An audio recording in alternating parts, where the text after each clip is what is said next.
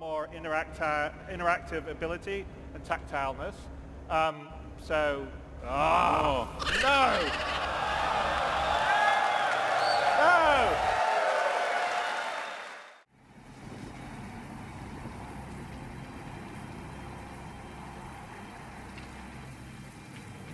I'll miss the sea. But a person needs new experiences.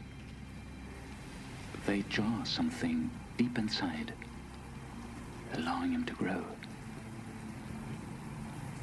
Without change, something sleeps inside us and seldom awakens.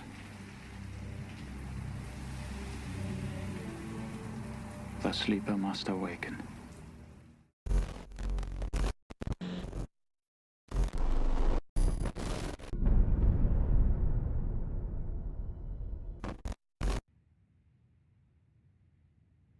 So on Wednesday's show, this comment appeared, and it's from David Partridge. In fact, I don't believe anybody who really backs Star Citizen wants PvP. They think they do, but they don't. J. Allen Brack, no, sorry. They think they do, but they haven't thought it through. PvP in this type of persistent game favors people who play 24/7, which is not the majority of players. It's the minority. Remove PvP, there is 90% population of well-simulated AIs for people to fight. Remember that most people have never played simulated flight simulator AI. They don't realize that that will be enough challenge in itself without having the risk of them being trolls and being unrealistically for the universe overgunned to fight you. Now, I don't really agree with this statement for like a number of reasons, and I'll kind of go through it. But in the beginning, in fact, I don't believe anybody who really backs Star Citizen wants PvP. I don't think that that's true. I think that there's a lot of players out there who do want the PvP, who do want the challenge of another player. You know, you go on to AI later on, and I'll touch on that. But I think that there is a portion of the community out there who's like, oh yeah, hell yeah, I want that PvP. I want that. Is it the majority? I don't think that it is. In all honesty, it's hyperbole, but I don't think that those players are the majority. I think that there's a lot of players who are coming to Star Citizen because they're dissatisfied with other MMOs, and they're looking for something new, something bold, and they're certainly beyond just the PvP aspect. I mean, look what I'm doing right now in the background. I'm landing a giant salvage ship on like an entire planet that's modeled in a solar system that is modeled to this level of fidelity in a universe at some point in the future that is going to be modeled to the same level of fidelity, you know, with all these distances to cross and everything that goes along with it. There's a lot of people who are lining up just for that experience, right? And I think that to kind of say, like, I don't want PvP, I don't want it out there, I would say that there's probably a lot of people who have had negative experiences, but I think that with open world PvP games, it offers you a chance to really see what works and what doesn't. Some players like that, some players don't. You know, they don't like seeing their ideas kind of get blown apart and shattered in front of them. They go, oh shit, I guess that idea that I had didn't really work. And, you know, they certainly don't like the idea of, well, you know, I thought every fight was going to be a 1v1, but then all of a sudden 5 other guys came in. Of course they did. Of course they did. It's logical to do that. You know, bring more guns than the other guy. Why wouldn't you? And so I think that there's a lot of people who don't like it because it interferes with what's convenient to them in the moment. You know, well, I should be able to fly my reclaimer solo across dangerous space to harvest this very valuable resource And anyone who tries to stop me in an open world PvP game is clearly a griefer and should be banned. You know? The opportunity in a universe like that to grow as a player, to develop as a player, is something that I think a lot of people push aside, and I don't think that they should. I think it's something that they should be much more willing to embrace, because it can really take you to new levels of gameplay. It can force you to evolve as a player, to become a much better player. I mean, from my own personal experience, I mean, everybody knows that I'm a big WoW nerd. Um, if I had stayed on the original server that I had made my character on, I would have continued to be an average player, but instead I transferred over to one of the biggest rating realms in the US. And I realized very quickly that once I got there, I really wasn't all that good of a player. But I really sharpened up to the point that I actually went back and looked at my old realm and compared myself to my compatriots over there. And I realized that, oh my God, if I now transferred there from where I am with the skill set that I have now, I would be like a god to those people. But where I am right now, I'm pretty good. You know, by putting yourself in a very challenging environment, if you rise to the occasion, it can make you a much better player. And you just have to open up to the fact that you don't know everything, and that there are players out there who can teach you things. And just because you get shot down in PvP, it's not, you know, I gotta break my keyboard and throw a huge fit and turn into a big rage queen on stream because I got shot down. It's like, no, that person just taught you something. That person just gave you a free lesson. You should step back from it for a second and go, what can I learn from this? What has this taught me?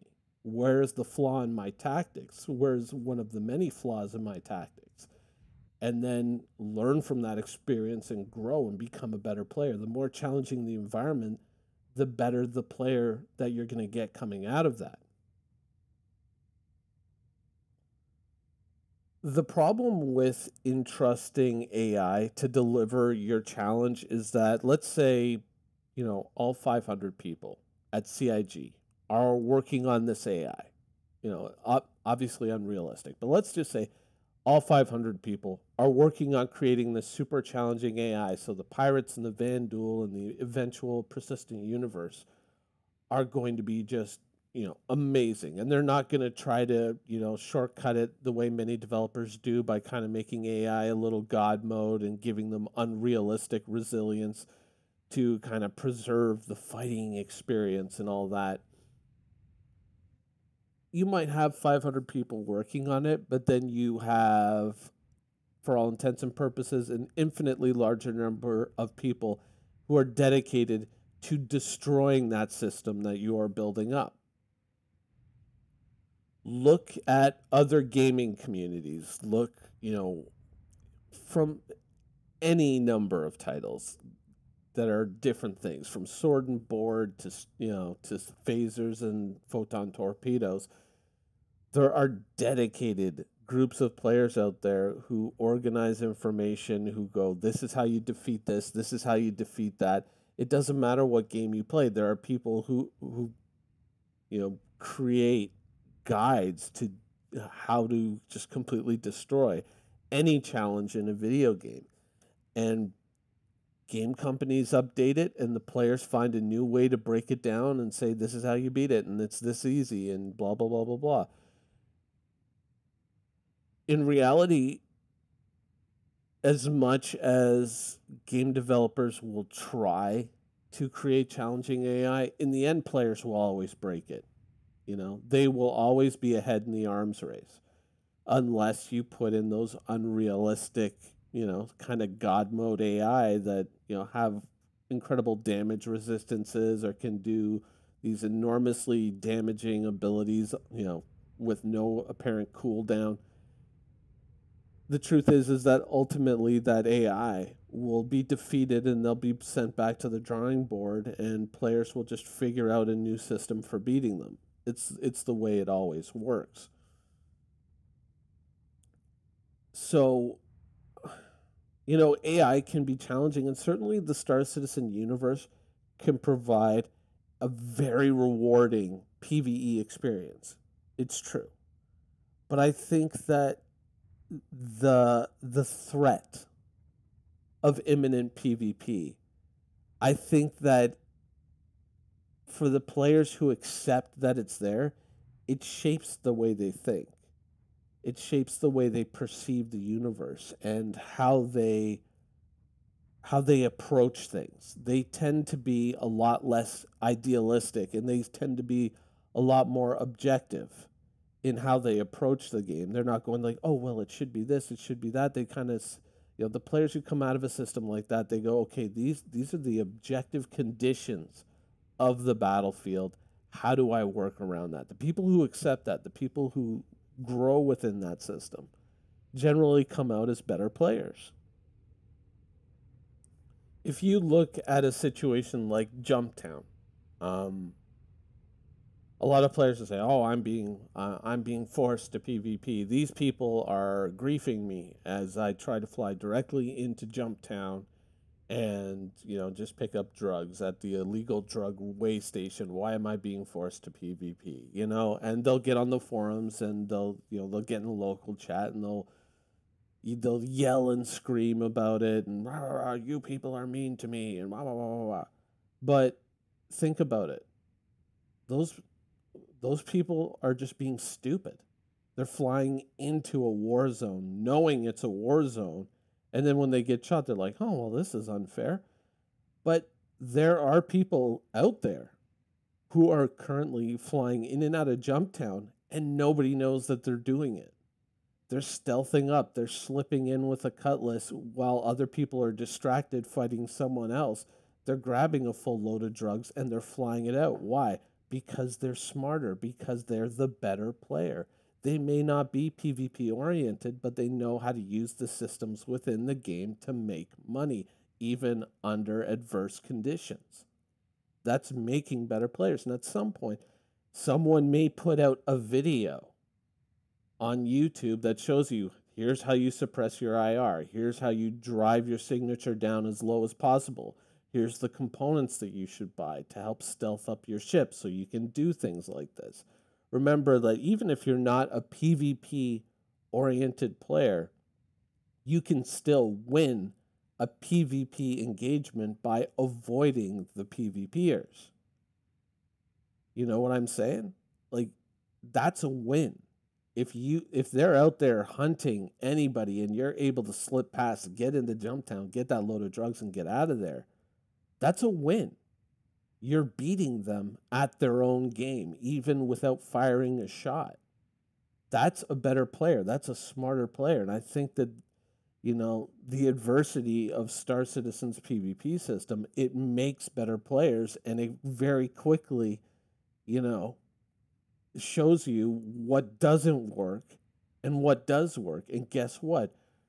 Driving in full bore into Jumptown and ringing the doorbell is not a great idea, but slipping in while someone else is distracted, getting in and getting out real quick, tends to work out. If you want to do it on a bigger scale and make even more money, maybe you could get to the point where you're bringing in a larger ship that can haul more cargo, but you have a friend who goes in with a Ghost or with a Saber and slips in all stealthed up and looks and says, "Okay, the coast is clear if you can get in there now," and then you slip in real quick, load that ship up, and then get out of there, and you guys split the rewards. That's another way to go about it. All of a sudden, when you accept the fact that Jumptown is dangerous, and maybe I can't just fly right up and knock on the door, maybe I have to be a little bit more sophisticated in my approach. Some people will look at that and they'll say, "Oh, that's so inconvenient, and I just don't want to do that. I just don't have the time. Can't we just make it easier? Can't we just take the PvP away?" I think that that's an attitude that eventually, it degenerates games. It makes games too easy. And certainly, there's a lot of titles that have been around for a long time that have, been kind of victimized by that that type of attitude. The games have definitely seen a downturn.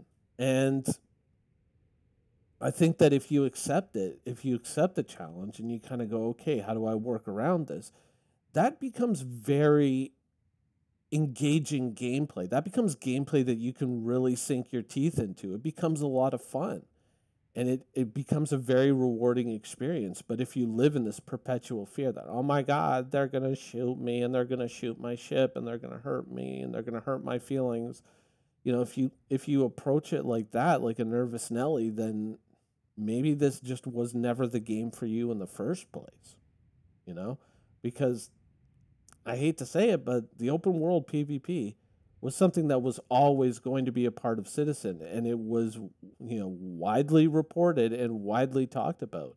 And I think just trying to get to a point where people might, you know, agree that, oh yeah, I guess this is too hard. I mean, that's not what the game is meant to be, and that's not the experience that a lot of people signed up for. Yeah, I think there are a lot of players who maybe mistakenly look at the PvP one way or another when many of the systems haven't been, you know, kind of laid out in their final form. There's a lot of people who have, I would say, unrealistic expectations. But the core expectation that PvP is going to be there, I think that that's something that a lot of players have accepted. The PvP that we have now, I mean, I think that that's where I somewhat agree with this statement. The PvP that we have now is unrealistic and is nowhere near going to be what the PvP is in its final form in a finished universe, because there are no cooldowns on ships. There are, you know, oh, my ship blew up. Oh, well, I'll just get another one. I'll just pull another ship out of my hangar and keep going. When in reality, there's going to be a lot tougher things to deal with in the universe, and your ship replacement isn't going to come as quickly. So I think that there are a lot of people who have kind of a skewed perspective on what the PvP is going to be like in the game. But I think that overall, the PvP is going to make a better and much more engaging game. Anyways, that's just my opinion. Hope you guys enjoyed the video, and thanks for watching.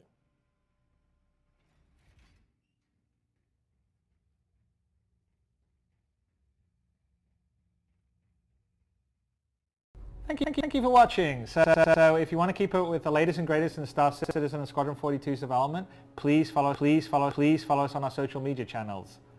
See you soon.